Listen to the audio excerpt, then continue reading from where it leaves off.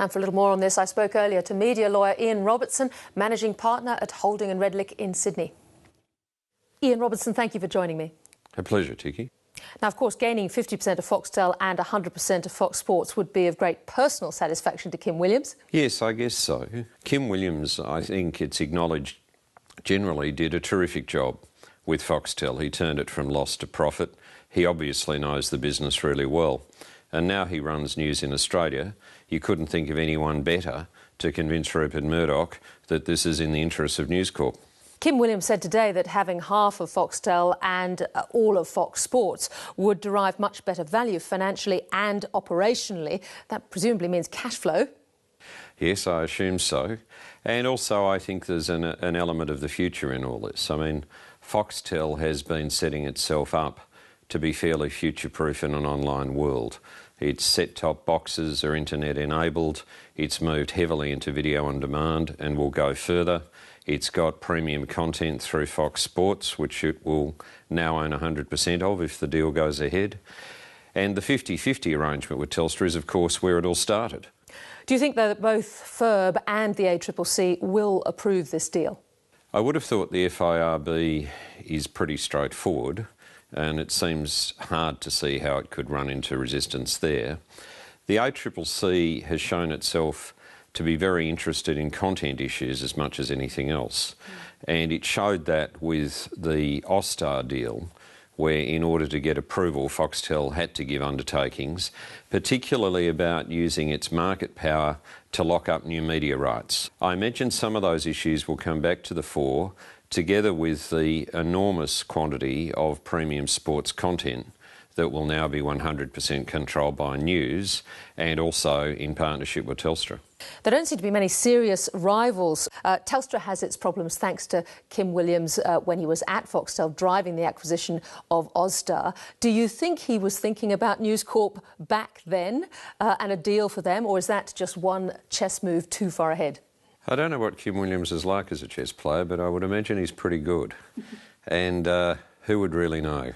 But he's a smart guy, and if you look at these moves, Austar first and now this, it suggests some pretty clever strategic thinking, I think.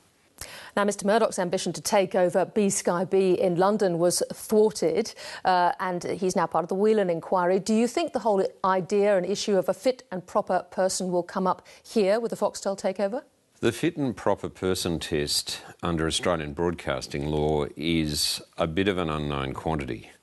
But my own opinion is that whatever News has done in the UK, in terms of an Australian acquisition, this would fall way short of real issues about being a fit and proper person. The other takeover announced today by News Corp is for the Business Spectator website. Do you see that going behind the paywall at News? I guess one of the more interesting issues for people publishing newspapers currently is what to put online for nothing and what to make people pay for. But you would imagine the sort of content that's on Business Spectator would be considered to be premium content, and I'd expect to see a fair bit of it being for payment.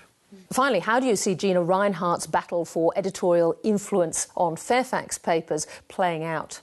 Well, it's interesting, isn't it? We've just had the Convergence Review, and the Convergence Review model really is a lot less regulation of Australian media. Hasn't really been portrayed that way, but that's what they've actually argued.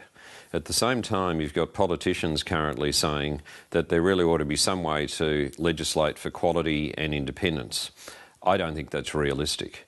My own view is that sensible media proprietors take the view that the best people to choose what's covered in newspaper or broadcasting reporting and how it's covered are in fact journalists. And if that is messed up, I think you shred viewers and readers. Ian Robertson, thank you very much for joining me. A pleasure, Tiki. And Alan Kohler has confirmed that Business Spectator is likely to head behind the News paywall, unlike ABC's The Business and Inside Business, which will stay on Freeview. And where, one might ask, is Kerry Stokes in all the News Limited speculation? We're all talking about a $2 billion bid for Consolidated Media, but Stokes owns close to 25%, easily enough to block a full takeover. A decade ago, he sued the Packer Murdoch camps over an alleged plot to kill off his C7 pay TV business. So would Stokes be that happy for Murdoch to lock up local sports rights and lose his seat at the pay TV table?